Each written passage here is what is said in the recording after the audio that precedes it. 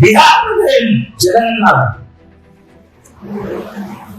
अशा तरी माहितीये किती टक्के ओबीसी निघाले?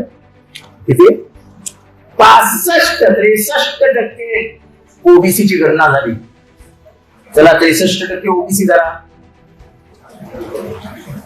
10% एससी धरा, 10% एसटी धरा, हे झाले 83%. 12% मुस्लिम समाज धरा, कितीला गेलं? 95. म्हणजे 95% बहुजन असलेल्या या देशामधल्या समाजाला तुम्ही हॅट असं म्हणणार असाल तर आम्हाला मान्य नाही. हा भारत आमचा आहे.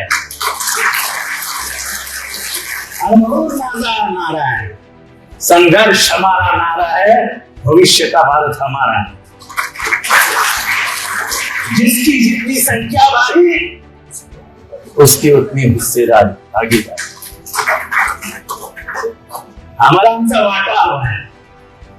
3 वर्ष तुम्ही तुमची पाळलेली पिढी सुप्रीम कोर्टात पाठवता आणि आमचा राजकीय प्रतिनिधित्व थांबवून ठेवता. कुठल्या विचाराने शरद पवारांनी राजकारणामध्ये ओबीसीला आणलं? कुठल्या विचाराने महिलांना राजकारणात आणलं? शरद पवार नेहमी भाषणात सांगतात की जी बाई, जी माझी भगिनी आपलं घर तेवढ्या तुटपुंज्या पगारावरती घर सांभाळू शकते, ती राज्यकारणात सांभाळू शकत. आणि म्हणून पवार साहेबांनी महिलांना राजकारणाचा मार्ग दिला. महिला होत्या. पहिल्यांदा शरद पवार साहेबांनी महिलांना मिलिटरीमध्ये घेतलंच पाहिजे आणि ते संरक्षण मंत्री असतात.